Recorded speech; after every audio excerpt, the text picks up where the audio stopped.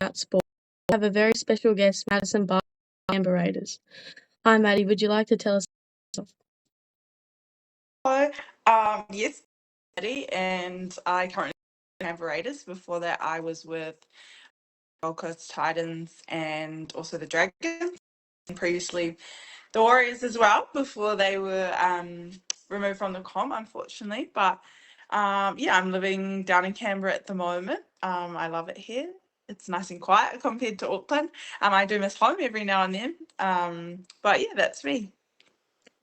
So, who or what inspired you to play footy? Okay. So I used to play touch and tag. I think you guys call it league tag. And my friend Georgia, she's the captain of the Kiwi Ferns and she's the captain of the Gold Coast Titans. She was playing down at a club called Richmond Roses in Auckland, and she kind of said, "Oh, do you want to come and play?" And I was like, "No, thank you. I don't want to play contact sport." But eventually I went down, and I mean, the rest was kind of history. I didn't like it to start with, actually. I was really, really terrible at it. I hated the contact. I was very scared of it. It took like honestly probably 3 or so seasons to finally get the hang of it. But yeah, it was Georgia that took me down, and yeah, I really Um, did you support an NRL team growing up? If so, who was your favourite player and why? um I supported the Warriors naturally, just because that's where we were. But I, for some reason, was drawn to the Bulldogs randomly, and I really liked watching Ben Barber play. And Jarrell Yao. They were two players that I liked. I don't, neither of them play anymore, but yeah, that's who I kind of liked, and that was probably before I even knew where I was playing. And I guess watching Ben play, I liked his footwork and things like that. So yeah. You've played around 4 to 5 seasons of nrlw and have also played for New Zealand. What's it like playing for your country compared to playing at club level?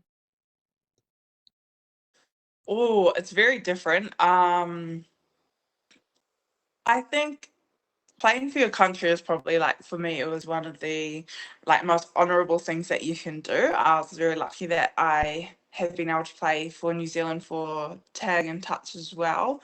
Um, but league, it was different. Like, I guess like a really good example was playing at the grand final of the last World Cup at Old Trafford Stadium. Man, by the time we were like towards the end of our game, albeit the score was a huge blowout, like there was, I don't know, close to 40, 50,000 people there. And I think just, for the start of women's sport, like it was really exciting. And just to know that,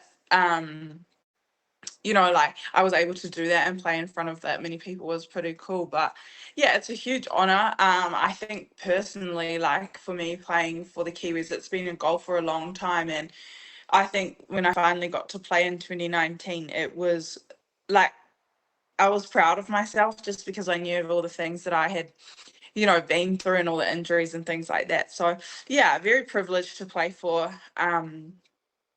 my country, but also just to know that, like, at the time we're just caretakers of the jersey. Since then I haven't made the team again. So I think like any opportunity you get to play in the black jersey or any team really, like I try and give it the best I can, just because you never know, like that could be your last game due to injury, due to not getting selected, all those kinds of things. So yeah, it was a real privilege. Yeah, well, I'm half Kiwi and I think you did an amazing job. Oh, thank you. I did see your jersey there. I like it. Um, Sorry. What's the feeling like running on the field and representing your country, New Zealand? It's quite overwhelming. It's very emotional. I think that my favorite part of it all is getting to do the haka. Like, I'm proud Māori girl from Wairoa. And I think like it's important for us to represent the minority, like cultures that aren't always put in the best light and things like that. So for me, it was, yeah, doing it for my family, my culture, and things like that. So yeah, I really loved it. It was exciting, but it's also quite overwhelming. Yeah, it's my dream to end up playing for them one day because my mum passed away and she's the reason I'm half Kiwi. So I want to do it for her legacy, for her culture. Oh, that's amazing. Oh, I'm sure you will. I'm sure we'll see you in the black jersey one day. Hopefully. Thank you. Um, when you found out you were going to play for New Zealand for the first time, what was going through your head and how were you feeling? Oh, I was probably very, very overwhelmed, shaking, nervous. Didn't really know who to call first or what to do because I think my family's been a huge, support and part of it. Like they've been there from the start. My mum and dad have been there through all my injuries, 3 shoulder surgeries, things like that. So a lot of it I owed to them as well. So I was very excited, but I was also very nervous. Yeah, but I was quite proud. Like I was very proud. Proud that I get to represent the country, and proud of like that I get to do it for my family. But also, like I said before, just knowing that I'd been through lots and lots of injuries. And because there was a lot of times that I had thought about giving up or just like not playing anymore. So yeah, Well, you should be really proud of yourself that you got to embrace our culture. thank you. Um, at your time at the Raiders, who has impressed you the most so far? Like player wise, um, hmm, honestly, like we had a lot of new girls, new to NRLW.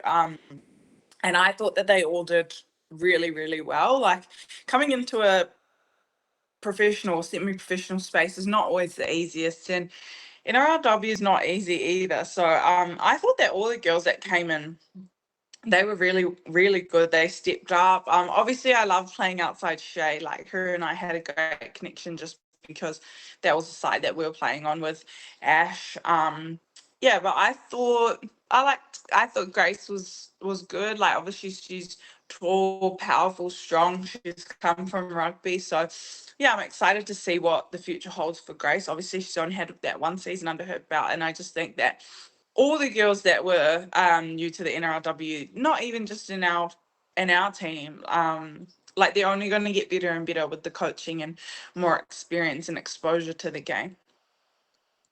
In your career so far, what's been your favourite memory throughout all your seasons? Mm. Obviously my debut for the Kiwis was amazing. But I think I really enjoyed the grand final against the Roosters when I was playing for the Dragons. That was a big moment, yeah. I think just because that season we probably were a bit of the underdogs. Yeah, but that was cool. And then, sorry, there's a few. Last season, the first time that we ran out to the Viking clip at GIO Stadium, that was pretty surreal as well. Being a professional athlete, how do you manage your outside life and your footy life, and do you ever deal with stress? Sometimes I don't. No, yeah, I do actually. Funny you say that. Yesterday, I was talking to my partner. We were figuring out how it's going to be. I'm just about to start a new job here. I was very lucky that with my old job, I used to be able to work from home. So it meant that if you could do the washing or anything like that, it wasn't too bad. But now, going to go back to work. So I was just talking to him yesterday about how we will have to be a little bit more organized, and things like that. Like, yeah, obviously work takes up 40 hours of your week, and then 40 on top of that is probably another 20, 25, sometimes 30 if you're going away. So yeah, it's going to be interesting, but I'm very lucky that I have a super supportive partner. And yeah, I guess we just kind of figure things out on the way. We're probably quite used to it now, in a sense of like female sports always been having a job, and or for us in rugby league having a job and working. So yeah, I think for me, I do get stressed, sometimes very stressed. But I think it's the thing that helps me the most is like organization, and for me as well, like making sure the house is clean. If the house is clean, then I feel like I've got a clear, steady mindset. So yeah, those are probably two big things for me. It's just being organized and making sure things are clean and tidy. How are you liking your time at the Raiders? I love it. I love it. We've got an amazing coach and support staff team there. The girls are amazing, and the club is second to none. Like they're so supportive. Anything that we need, they're always ready there. The CEO Don, he's amazing as well, and yeah, I've really enjoyed it. I think I've learned a lot here, and I'm excited to see kind of what the future has for us. Like obviously, we only had 12 girls re-signed, or sorry, signed for 2 years, so there's a bit of space. So it'll be interesting to see how many of those girls stay and if we get any new people to the team as well. But overall, I really enjoyed it. I love Canberra. I'm lucky obviously that my partner's down here, and yeah, it's been really fun. I have some questions from the listeners of this podcast. First Mhm. one is do you have any tips for young girls trying to come through the system and make the NRLW? Yeah, I think obviously um it's all about, how you train and things like that. I think it's important that um when you are at training or playing, you're a person that's coachable. You want to be able to listen to your coach and just be a player that everyone wants to play with. Um, but it's all about, yeah, like those little things, the effort off the field and the things that coaches probably don't see. So just making sure that, you're doing those things right. And then when you do get opportunities, whether it's under, 17s, 19s, Tasha Gale, Lisa Fiola down here, those kinds of things. Yeah, just take it with both hands and really, really try your best. But yeah, I guess like at the moment in the women's space, we're really lucky that we do have those pathways now. So yeah, just getting involved with those, but also outside of footy, just making sure that you're being a good person as well, because trust me, everyone knows everyone. And I think people remember those things. And I think like if there's two players, for example, and a coach, isn't sure who they're going to take, like they're going to take the person that's a better person as opposed to, someone that's been a rascal or not very nice and things like that. So I think your actions on the field and at training are just as important as things you do outside of it. The second question is, what was your highlight from your time at the Dragons? Oh, definitely meeting all the girls that I met. So I went to the Dragons when the Warriors wasn't having a team anymore, and I didn't know anyone. But then the girls that I met there are some of my lifelong friends now, and we keep in touch a lot. So yeah, and I also met some really special fans. So yeah, I keep in contact with them a lot, and a couple of them come to my games. One of them came to the Raiders game here. So yeah, I'm really lucky that I've met some special people while I was at the Dragons. Who have been some of your closest friends your whole career? Georgia Hale, she was definitely my closest friend, someone that I've met. Someone that I knew before I started playing footy, and then yeah, obviously between different teams that I've gone to. When I was at the Dragons, Meg, who helps out at the Broncos, and her wife Tash, they've become some of my real close friends. Talia, Fuimono, and Kizzy, Keely, those girls from the Dragons, Paige, obviously.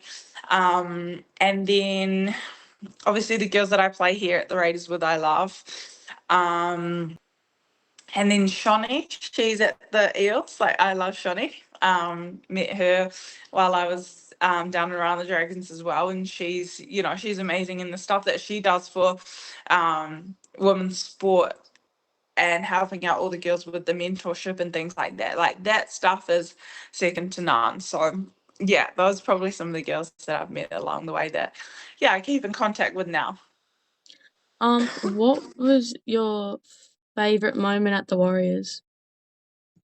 Warriors. I really enjoyed the 3 months that we spent when we had to move over because of COVID. So we moved over with only 5 players, and we didn't know who was going to be in our team, what we were doing, and we lived in Manly at a hotel. And I met obviously some more phenomenal people. Brad Donald, he coaches the Belarus. He was our coach, and that was such a different experience. And then people like our S&C, Andrew Barrett, he's the Manly S&C at the moment. I keep in contact with him a lot, and he's helped me a lot with training and things like that. So again, probably just the people that I met, but yeah, living in the hotel at Manly for 3 months was pretty cool. It was like living with your best friends for, 3 months. We got to do everything together, eat, train, play the games. So yeah, it was cool. Um, where do you prefer living, Australia or New Zealand? Oh, that's hard. I really enjoy Canberra now. Like I said, it's quiet and footy's here. So the only thing that I miss from New Zealand is my family. Like my whole family's still there. My little sister just moved to Australia as well, so that's at least she's a little bit closer. But my other sister and my niece, they're in New Zealand, so I miss them and my dog. Hopefully we're trying to get her over in the next couple of months. So hopefully she'll be able to fly over here and live. So that'll be a little bit easier. But yeah, just my family. But I think at the moment I prefer Australia just because footy's here and yeah, I'm happy here. I like it. Um, do you miss New Zealand at all, or the Warriors? Um, I do miss New Zealand, like mainly because my family's there and that's been home for me for 20 years. But the Warriors was such a good experience, and I think the faster that they come back into the NRLW, the better it's going to be for everyone and better it's going to be for New Zealand Rugby League, because at the moment it's harder for young girls to see a pathway that are living in New Zealand, because at the moment it seems as if the only option is to move to Australia to play in the NRLW, and it shouldn't be like that. They've got some awesome young programs there at the moment for the younger girls, and it seems as if the pathway just stops. And I know it's not the case, because we've got girls that play that are from New Zealand in the NRLW, but I think the faster the Warriors come back, the better it's going to be, just because that's a clear pathway for females that want to play NRLW over there. And I just think it's going to be good for New Zealand Rugby League. Do you think the Warriors will come back anytime soon? I do. If it's not going to be 2025, I think it'll definitely be 26. But I've got my money on them coming back in 2025, which I think will be really good. Let's hope for all the girls in New Zealand. Yes, hopefully.